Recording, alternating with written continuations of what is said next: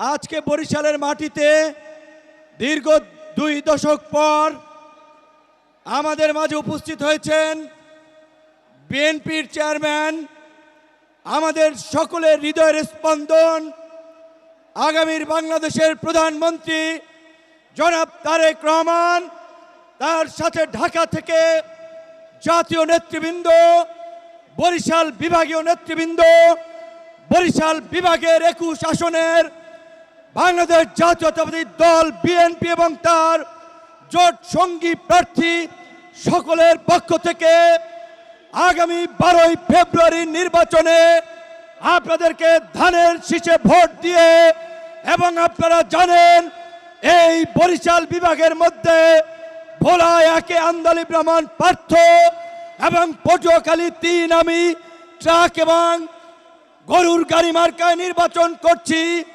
এই ভোলা 1 এবং 3-এও তারেক রহমানের মার্কাই গরুর গাড়ি এবং ট্রাক মার্কা।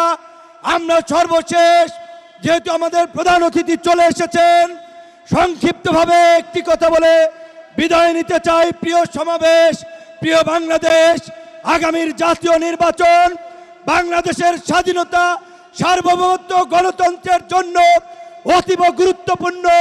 কোন উগ্রপন্থী গোষ্ঠীর হাতে যেন ক্ষমতা চলে না যায়। দেশের স্বার্থে, গণতন্ত্রের স্বার্থে বিএনপিকে ধানের শীষকে বিজয়ী করে বাংলাদেশের অস্তিত্ব রক্ষা করতে হবে। আমাদেরকে ভোটারদের কাছে যেতে হবে, জনগণকে বোঝাতে হবে। সবাই ভালো থাকবেন, সুস্থ থাকবেন। আল্লাহ হাফেজ।